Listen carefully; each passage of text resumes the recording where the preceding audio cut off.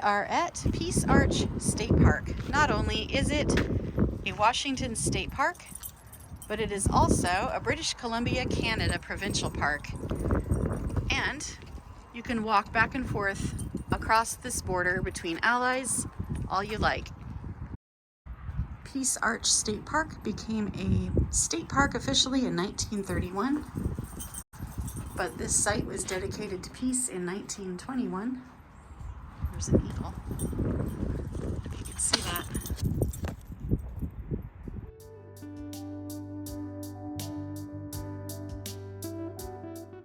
We have Frodo and Luna and Dave with us here today. This is quite a hub. We've got the border near us. We've got a little maintenance truck going through. I can hear a train. And there's the sea. Lots going on. You can just make out the train. There are crocuses blooming. It's a beautiful day. We have a building that's for private events and a bathroom here. There's a rose garden here, and I'm not sure if this is the original rose garden, but I did read that in, I think it was the early 30s, school children saved up their pennies and nickels to help beautify this park. And one of the things that they did with the children's money was build a rose garden.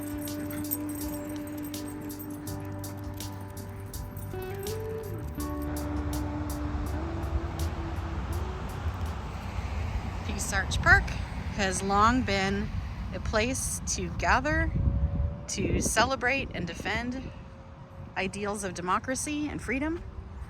Paul Robeson had a concert here once for workers' rights and social justice and human rights. The Peace Arch itself was built in 1921.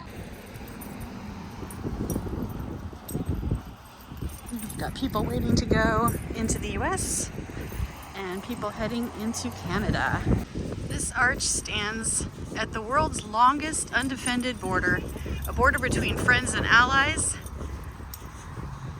since 1814. Children of a common mother. These are things that we shouldn't forget or turn our back on.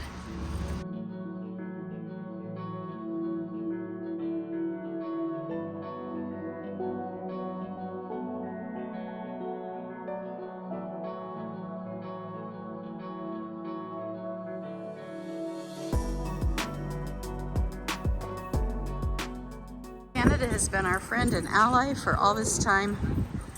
It is a beautiful, beautiful country full of kind and strong people that deserve our respect. And on the Canada side, brethren dwelling together in unity. This really means something that's so important and rare and should be protected. This 67-foot arch stands for peace and serenity, and perfect peace is the highest goal of two nations. What a treat to be able to just walk across a border without checking anything. I'm standing on Canadian soil. Canada has stood with America together in both proximity and in shared values. The values of democracy, the values of human rights. What do you guys think?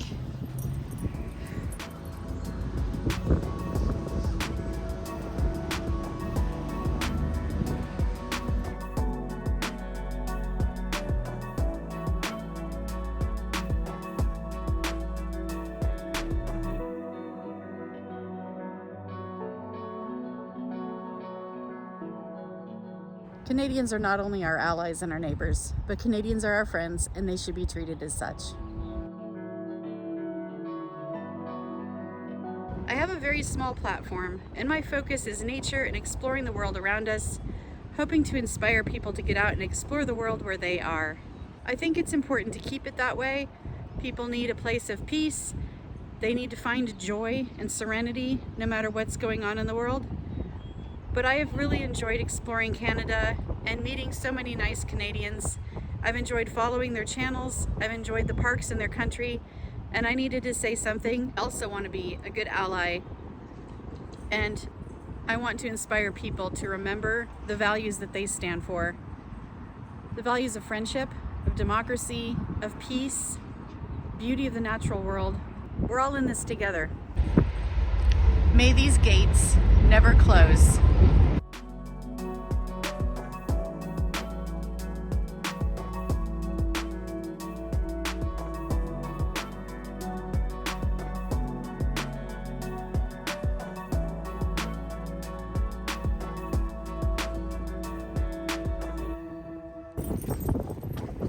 This area was planted by the Independence Order of Foresters of Washington. Cool. It's a really cute little rock garden surrounded by flowers, and more are starting to come up. As we were leaving, I asked a park ranger who had been with state parks for over 50 years about the rose garden. He said the old rose garden was no more, but told us a little about the plantings in the park. For the last 4 years, we planted over 6,000 bulbs in the whole park. Wow. And in 1931, they had $1,200 is what it was the school kids collected, okay? Yeah. And so It's a they lot back then. helped build the lower restroom, and they built this lodge part. Although the rose garden the children had paid for that was down closer to the arch was gone, he had put in this little garden of peace roses. White rose right in front on the right, but all of those roses besides the two on the end are all peace roses. Cool. And so we thought they were important. I couldn't agree more. Peace is indeed important.